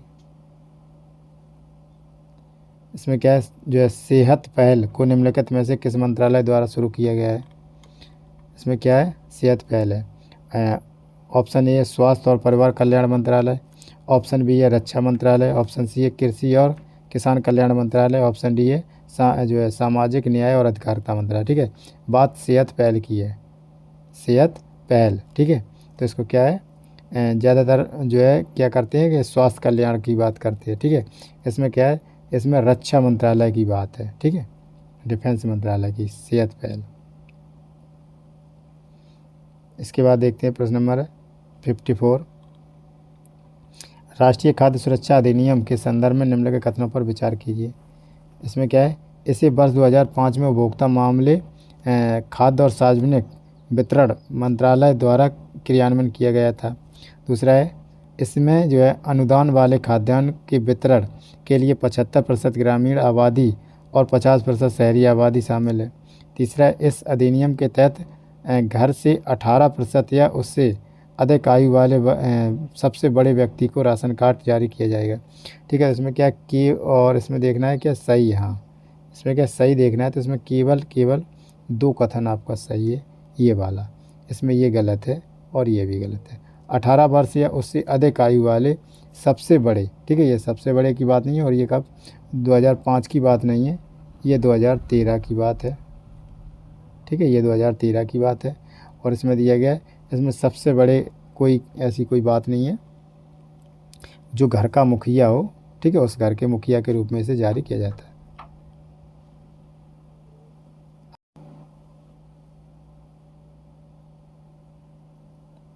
प्रश्न नंबर है कौन सा है, अभी कौन सा था ये, 1 मिनट, मिस्टर चौवन। हाँ, प्रश्न नंबर है 55, जो है मिन्स्क समझौते के संदर्भ में निम्नलिखित कथनों पर विचार कीजिए। इसमें क्या है, यह रूस और जर्मनी के बीच समझौता है। दूसरा है, मिन्स्क एक समझौता यूरोप में सुरक्षा और सहयोग संगठन OSCE और रूस के बीच जो है लिखा गया था। ठीक है, तो इसमें देखना है कौन से कथन सही है, इसमें कौन से दोनों में से कोई कथन सही नहीं है। ठीक है, और ये कब है, यह रूस और जर्मनी के बीच समझौता था। ठीक है, ये क्या है, मिन्स्क समझौता जो है रूस और यूक्रेन के बीच में समझौता था, इसलिए ये गलत है। इसके बाद जो है दूसरा, यह 2014 में जो है मिन्स्क समझौता यूरोप सुरक्षा सहयोग संगठन और रूस के बीच लिखा गया। ठीक है, किया गया 2014 में। ये क्या, यूरोप सुरक्षा सहयोग संगठन, इसमें के जो OSCE जो है नॉर्मेडी प्रतिरूप के रूप में फ्रांस और जर्मनी के साथ की गई थी। इसके बाद देखते हैं अगला प्रश्न है प्रश्न नंबर 56, निम्नलिखित युग्मों पर विचार कीजिए। एक तरफ है बायोस्फीयर रिजर्व और दूसरी तरफ है राज्य। ठीक है, इसमें देखना है कौन से जो युग्म सही सुमेलित है। एक है सिमलीपाल, ये उड़ीसा में है। ठीक है, ये क्या है, सिमलीपाल उड़ीसा में है, तो ये आपका कथन जो है सही है। फिर नीलगिरी तमिलनाडु। ठीक है, नीलगिरी कहाँ पर है, तमिलनाडु में, नीलगिरी की पहाड़ियाँ तमिलनाडु, यही सही है। नौकरेक, ठीक है, नौकरेक आपको पता है, नौकरेक कहाँ पर है, ये जो है नौकरेक शायद है, अरे इसमें असम में नहीं है, असम में नौकरेक ध्यान नहीं आ रहा, तो पन्ना मध्य प्रदेश में। ठीक है, तो इसमें 3 युग्म सम्मिलित हैं, 3 युग्म सम्मिलित। इसमें क्या है, 3 युग्म सही है। ठीक है, इसमें 3 युग्म सही है।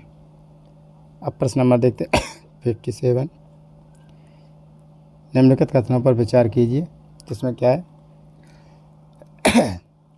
एक है, ईंधन या कार्बन युक्त यौगिकों के अधूरे दहन वातावरण में कार्बन मोनोऑक्साइड स्रावित होती है। ठीक है, और दूसरा है, कार्बन मोनोऑक्साइड एक प्रमुख जो है निमज्जक सिंक सूक्ष्म जीव युक्त मृदा है।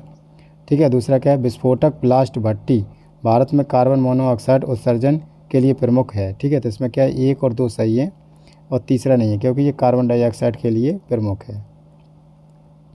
इसके बाद देखते हैं प्रश्न नंबर 58, इसमें क्या है, जमानती बॉन्ड के संबंध में निम्नलिखित कथनों पर विचार कीजिए। कथन नंबर 1 है, यह एक कानूनी रूप से बाध्यकारी अनुबंध है। ठीक है, कथन नंबर 2 है, इन्हें बीमा जो कंपनियां द्वारा लॉन्च किया जाता है। ठीक है, ये कथन है और इसमें सही नहीं है पूछ रहा है, तो इसमें 2 सही नहीं है, 1 सही है। ठीक है, बीमा कंपनियों का इसमें कोई हाथ नहीं होता है। विकिरण कणों के संदर्भ में निम्नलिखित कथनों पर विचार कीजिए। इसमें क्या है, कथन नंबर 1 है अल्फा कणों की भेदन क्षमता सर्वाधिक होती है। दूसरा है गामा किरणें मानव त्वचा में आसानी से प्रवेश कर सकती हैं। उपयुक्त में से देखना है कौन से कथन सही है। तो इसमें क्या है, दूसरा कथन सही है, क्योंकि जो अल्फा किरणों की भेदन क्षमता अधिक नहीं होती, इसमें गामा किरणों की ही भेदन क्षमता सबसे अधिक होती है। ठीक है, अब देखते हैं अगला प्रश्न है, प्रश्न नंबर है 60। संगठित मुद्रा बाजार के संदर्भ में निम्नलिखित कथनों पर विचार कीजिए। कथन नंबर 1 है ट्रेजरी बिल का उपयोग केंद्र सरकार द्वारा अपनी अल्पकालिक तरलता आवश्यकता को पूरा करने के लिए किया जाता है। और दूसरा है कथन वाणिज्यिक जो कमर्शियल जो बिल जो केवल अखिल भारतीय वित्तीय संस्थान AIFI और गैर बैंकिंग वित्तीय संस्थान यानी NBFC द्वारा ही जारी किए जाते हैं। उपयुक्त में से कौन सा कथन सही नहीं है। ठीक है, तो इसमें दूसरा कथन सही नहीं है, ये गलत है। ठीक है, तो इसलिए इसमें क्या है, जो वाणिज्यिक बिल हैं, कमर्शियल बिल हैं, वो क्या है, जो अखिल भारतीय जो वित्तीय संस्थान है और गैर बैंकिंग और वित्तीय कंपनियां और गैर अनुसूचित वाणिज्यिक बैंकों और व्यापारी बैंकों और सहकारी बैंकों के परस्पर जो है निधि द्वारा जारी किया जाता है। ठीक है, तो इसमें ये है। इसके बाद देखते हैं प्रश्न नंबर 61। इसमें क्या है, 61 नंबर है हाल ही में समाचारों में देखा गया ऑपरेशन आहट निम्नलिखित में से किसके लिए लॉन्च किया गया था। ठीक है, इसमें देखना है किसके लिए लॉन्च किया है। तो मानव तस्करी और अंकुश लगाने के लिए, और सुनामी के दौरान उड़ीसा को सहायता भेजने के लिए, या देर रात तक यात्रा करने वाली महिलाओं की सुरक्षा सुनिश्चित करने या नशीली दवाओं के सेवन में अंकुश है। तो इसका क्या सही आंसर है, इसका ए, मानव तस्करी से रिलेटेड है ये। अब प्रश्न नंबर देखते हैं 62। प्रश्न नंबर 62 भारत में प्रत्यक्ष विदेशी निवेश FDI के संदर्भ में निम्नलिखित कथनों पर विचार कीजिए। अब कथन नंबर 1 है बीमा क्षेत्र में विदेशी इक्विटी की हिस्सेदारी 26% तक सीमित है। दूसरा कथन है परमाणु ऊर्जा और लॉटरी व्यवसाय में FDI पर पूरी तरह से रोक है। तीसरा है FDI विदेशी निवेशकों को कंपनी के प्रबंधन पर कोई नियंत्रण प्रदान नहीं करता। ठीक है, उसमें से देखना है कौन से कथन सही है। तो इसमें केवल 2 कथन सही है। ठीक है, इसमें केवल कितने 2 कथन, जो दूसरा कथन है वो सही है और पहला और वो है गलत है। क्योंकि जो इसमें क्या है, अगर हम तीसरा की बात करें इसमें विदेशी निवेशक को कंपनी के प्रबंधन पर कोई नियंत्रण प्रदान नहीं करता। इसमें क्या है, जितने विदेशी कंपनियां हैं जो बॉन्ड स्टॉक या बॉन्ड खरीदती हैं उनका उन पर नियंत्रण प्रदान करता है। ठीक है, और इसके बाद है अगला प्रश्न देखते हैं। इसके बाद प्रश्न नंबर है 63। इसमें क्या अटल सुरंग के संदर्भ में निम्नलिखित कथनों पर विचार कीजिए। यह उच्च तुंगता पर स्थित विश्व की सबसे लंबी राज सुरंग है। ठीक है, सबसे लंबी कैसी है, राज सुरंग है। इसके बाद देखते हैं यह यह लेह को श्रीनगर से जोड़ती है। ठीक है, उपयुक्त में से कौन से कथन सही है। तो इसमें क्या है, केवल एक कथन आपका सही है, ये ऑप्शन गलत है। ठीक है, तो इसमें क्या है, इसमें लगभग 1000 फीट से अधिक ऊंचाई पर इसमें विश्व से सबसे लंबी राज सुरंग है, अटल सुरंग की बात करें तो। और ये क्या है, 9.02 किलोमीटर लंबी है और जो मनाली और लाहौल स्पीति को उनको जोड़ती है। ठीक है, तो इसमें ले और उसको दिया गया था, तो ये गलत है। अब प्रश्न नंबर देखते हैं 64। निम्नलिखित में से किस धातु का उपयोग उत्प्रेरक के रूप में किया जाता है। ठीक है, उत्प्रेरक के रूप में। ठीक है, तो इसमें क्या है, ये प्लेटिनम धातु के किया जाता है उपयोग। इसके बाद देखते हैं अगला प्रश्न है, प्रश्न नंबर 65। राष्ट्रीय एकल खिड़की प्रणाली के संबंध में निम्नलिखित कथनों पर कथन सही नहीं है। तो कथन नंबर 1 है यह एक वन स्टॉप डिजिटल प्लेटफॉर्म है जो देश में व्यवसाय शुरू करने के लिए कारोबार सुगमता पर लक्षित है। ठीक है, दूसरा है यह प्लेटफॉर्म वित्त मंत्रालय द्वारा शुरू किया गया था। तीसरा है यह जम्मू और कश्मीर इस प्लेटफॉर्म से जुड़ने वाला जो है पहला केंद्र शासित प्रदेश है। और अगला है पोर्टल का प्रबंधन उद्योग संवर्धन और आंतरिक व्यापार विभाग DPIIT के मार्गदर्शन को इवेंट इंडिया कहते हैं। तो इसका सही आंसर है दूसरा, यह क्या है, प्लेटफॉर्म वित्त मंत्रालय का था। द्वारा जारी किया गया था। अब देखते हैं प्रश्न नंबर 66। इसमें क्या है, निम्नलिखित कथनों पर विचार कीजिए। कथन नंबर 1 है भारतीय रुपया चालू खाता और पूंजी खाता लेन देन दोनों में आंशिक रूप से परिवर्तनीय है। कथन नंबर 2 है एस तारापुर समिति ने वर्ष 1997 में पूर्ण पूंजी जो है खाता परिवर्तनीयता की सिफारिश की थी। इसमें क्या है,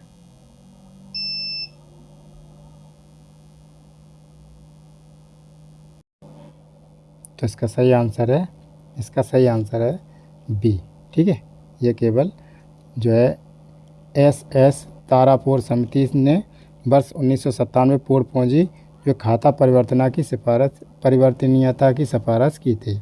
ठीक है, भारतीय जो चालू रुपया खाता पूंजी का लेन देन है वो दोनों आंशिक रूप से परिवर्तित नहीं है। ठीक है, तो इसमें जो ऐसा चालू खाता की बात करें तो पूरी तरह ये परिवर्तनीय है और ये आंशिक रूप की बात करता है। ठीक है, इसलिए ये क्या गलत है। अब अगला प्रश्न देखते हैं। प्रश्न नंबर है 67। जब सरकार मंदी के दौरान अर्थव्यवस्था को प्रोत्साहित करने के लिए बैंकों से अपनी उधारी बढ़ाती है तो यह निजी क्षेत्र के लिए जो बाजार से उधार लेने के स्थान को कम कर देती है। इस परिदृश्य को क्या कहा जाता है। ठीक है, तो इसको क्या कहा जाता है, इसको हासमान प्रभाव कहा जाता है। ठीक है, अगला प्रश्न देखते हैं। प्रश्न नंबर 68। निम्नलिखित कथनों पर विचार कीजिए। इसमें क्या है, लाइकेन और मांस बंजर चट्टानों का सबसे पहले उपनिवेशित होते हैं। ठीक है, दूसरे क्या है, द्वितीय अनुक्रमण प्राथमिक अनुक्रमण की तुलना में तेज होते हैं। ठीक है, प्रश्न नंबर देखते हैं। इसमें उपयुक्त में से कौन से कथन सही है, तो इसमें दोनों ही कथन सही हैं।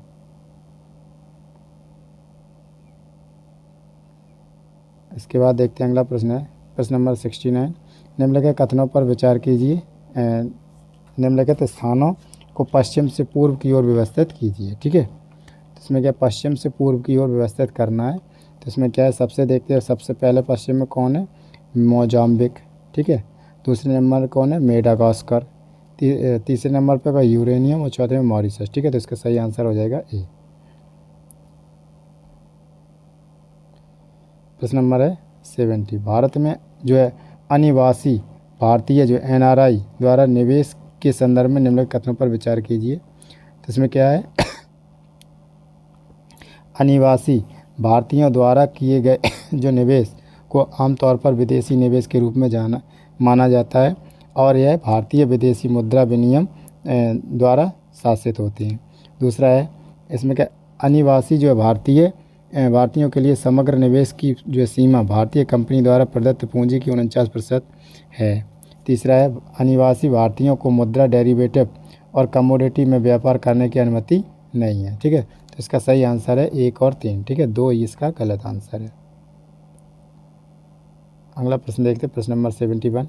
सवाना घास भूमि के संबंध में निम्नलिखित कथनों पर विचार कीजिए।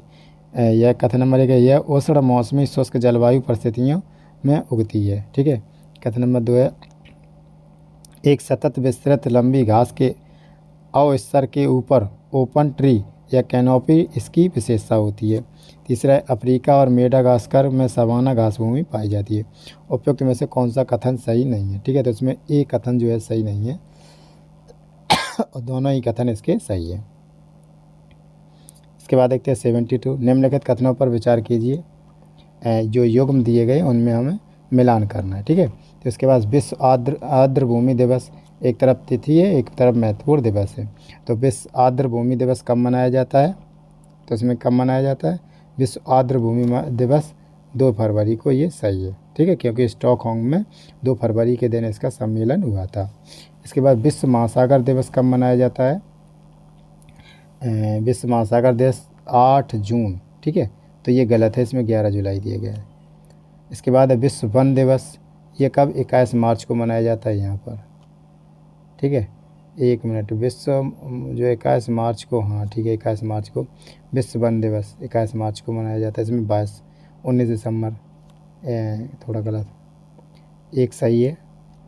ठीक है, दूसरा क्या है, जो 11 जुलाई ये सही सम्मेलन नहीं है, ये भी नहीं है। ठीक है, वन दिवस जो है 29 दिसंबर। ठीक है, ये वन दिवस कब, 21 मार्च को, ये भी नहीं है।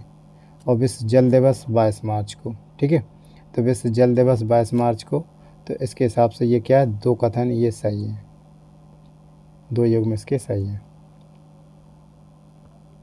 इसके बाद देखते हैं प्रश्न नंबर 73, निम्नलिखित में से कौन सा समृद्ध पहल का सहयोगी भागीदारी नहीं है। ठीक है, इसमें देखना है कौन सा नहीं है। तो इसमें क्या, अटल नवाचार मिशन AIM, फिर नीति आयोग, फिर तीसरा है US agency for international development USAID, और इसके बाद है इलेक्ट्रॉनिक और सूचना प्रौद्योगिकी मंत्रालय। ठीक है, तो इसमें क्या है, इसका सही आंसर है डी।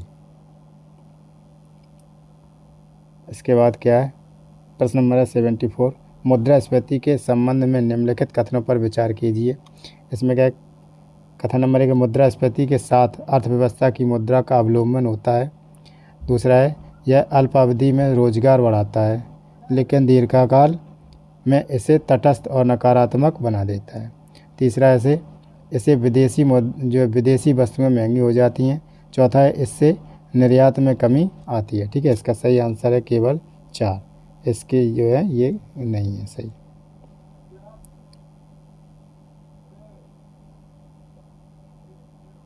ठीक है, अगला प्रश्न देखते हैं, प्रश्न नंबर 75। इसमें क्या है, विशेष आहरण अधिकार यानी SDRS के संदर्भ में निम्नलिखित कथनों पर विचार कीजिए। कथन नंबर 1, SDR मुद्रा मूल्य की गणना दैनिक आधार पर की जाती है। दूसरा है, मुद्राओं को SDR टोकरी में केवल अमेरिकी डॉलर, यूरो, जापानी येन और पाउंड स्टर्लिंग करते हैं। ठीक है, स्टर्लिंग करते हैं। वो उपयुक्त में से कौन सा कथन सही नहीं है, हमें गलत देखना है। तो इसमें दोनों ही कथन सही नहीं है। ठीक है, मतलब दोनों ही कथन सही हैं, लेकिन इसमें क्वेश्चन के अनुसार ये दोनों ही कथन सही है, लेकिन जो ये क्या है, नहीं, यानी गलत कथन देखना था। तो इसको कोई कथन इसमें गलत नहीं है। फिर देखते हैं 76, इसमें क्या है, एक है मौद्रिक जो है समुच्चय और दूसरी तरफ है संयोजन। ठीक है, इसमें देखना है कौन सी युग्म सही है, कौन सी युग्म सही नहीं है। ठीक है, मुद्रा भंडार, इसमें M1 M2 की बात की जाए तो M1 कौन है, सार्वजनिक मुद्रा। ठीक है, तो इसमें क्या है, सार्वजनिक मुद्रा या नोट, सिक्का। और इसके बाद M2 की बात करी जाए तो M1 प्लस डाकघर से बचत हैं। ठीक है, M2 की डाकघर से प्लस बचत बैंक, ये 2 सही है। फिर M3, फिर इसको भी ऐड करो, M3 बराबर का M1 प्लस बैंकिंग प्रणाली। ठीक है, M1 तथा बैंकिंग प्रणाली। ठीक है, ये सही है। इसके बाद ये 4 सही नहीं है। तो इसके बाद क्योंकि M3 इसमें जोड़ दिया जाता है तो ये क्या है, केवल 2 युग्म सही है।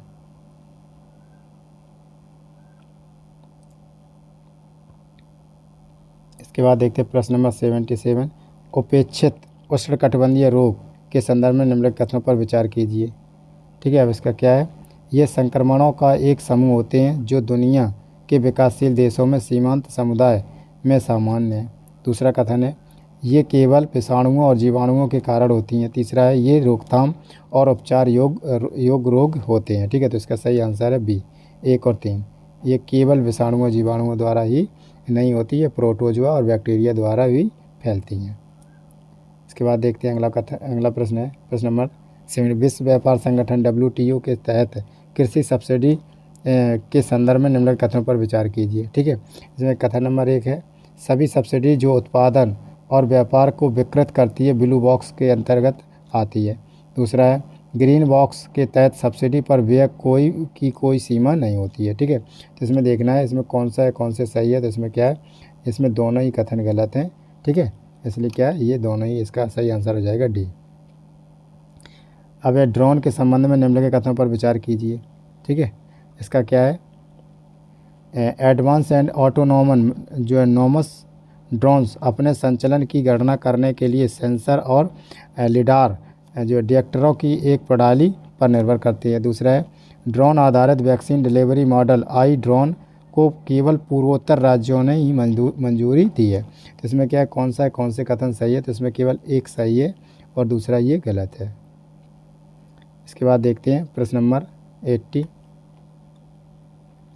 इसमें क्या है, निम्नलिखित में से कौन सी फाइटो रेमेडिएशन तकनीक दूषित मृदा प्रवासन और गतिशीलता को कम करती है। ठीक है, तो फाइटो रेमेडिएशन के जो प्रकार देखे जाए, ये क्या है,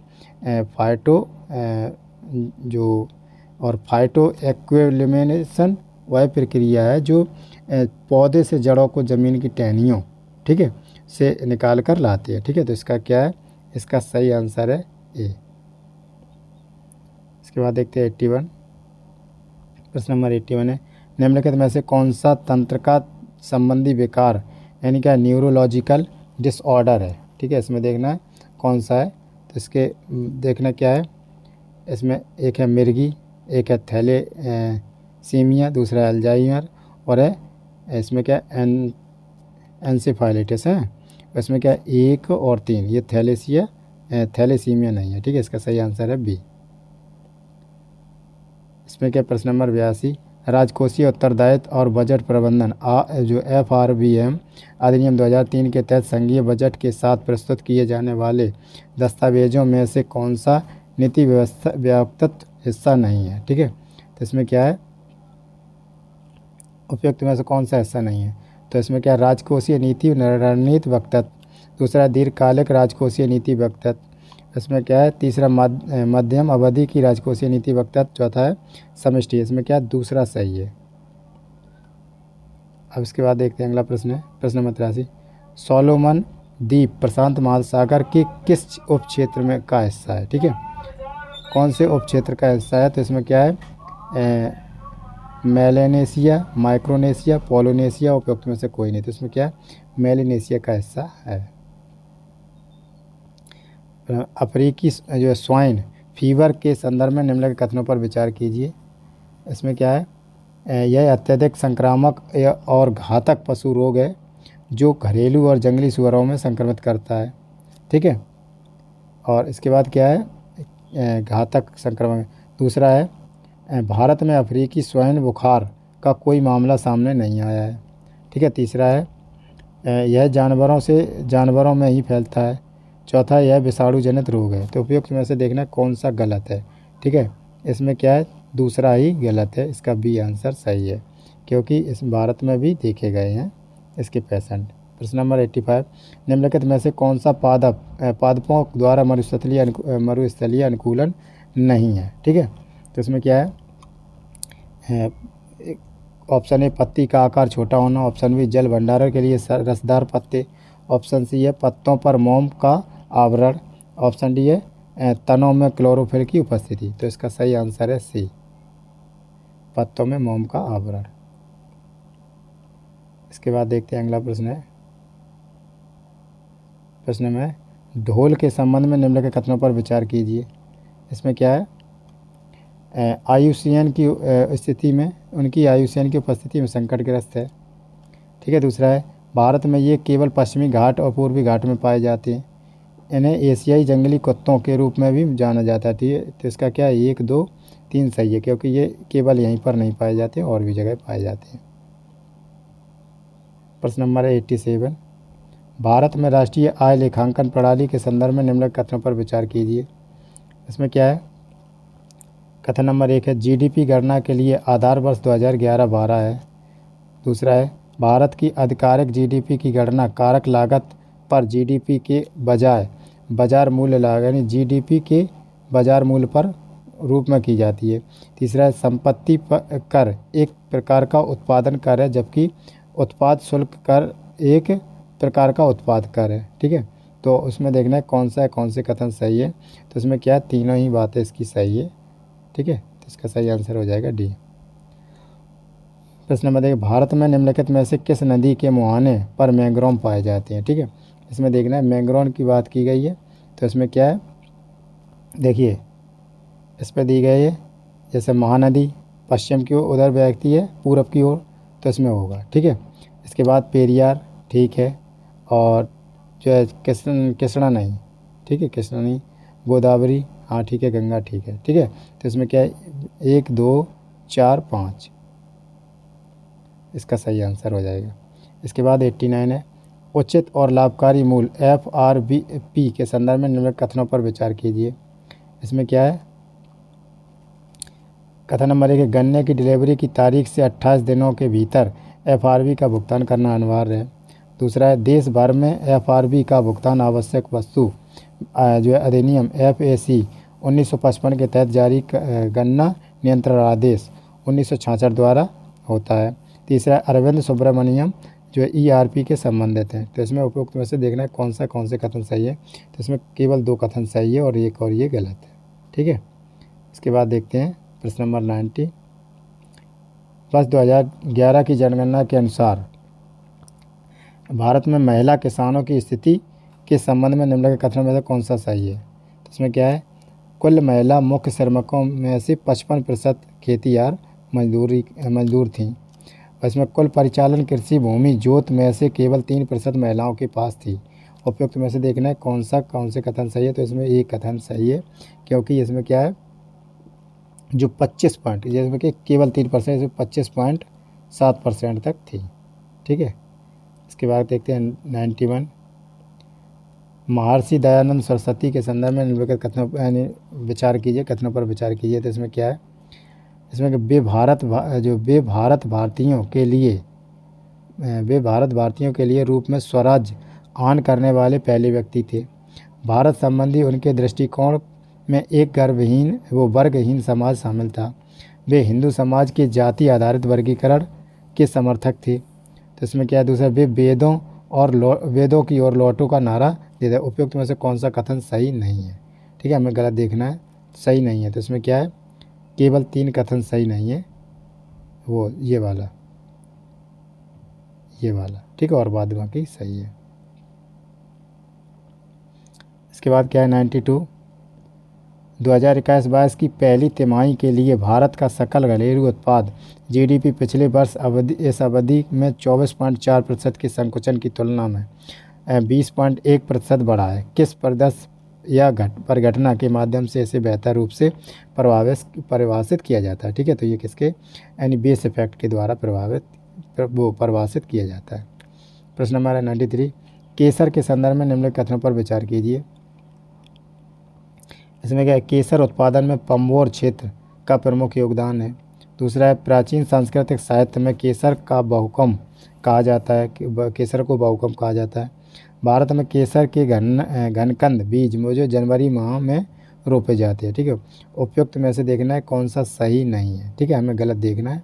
तो इसका क्या है, इसका केवल 3 कथन जो है वो सही नहीं है और 2 सही है। ठीक है, केवल जनवरी की बात नहीं है इसमें क्या है, प्रश्न नंबर 94। L10T सूचकांक का उपयोग किसे मापने के लिए किया जाता है। ठीक है, तो इसमें कैसे मापने के लिए क्या है, ये ध्वनि प्रदूषण को मापने के लिए किया जाता है। इसमें क्या है 95। इसमें क्या, निम्नलिखित कथनों पर विचार कीजिए। क्या है, कथन नंबर 1 है भारत श्रम प्रधान वस्तुओं का निर्यात करते हुए जर्मनी से पूंजी प्रधान वस्तुओं का आयात करता है। यह तुलनात्मक लाभ के सिद्धांत पर एक उदाहरण है।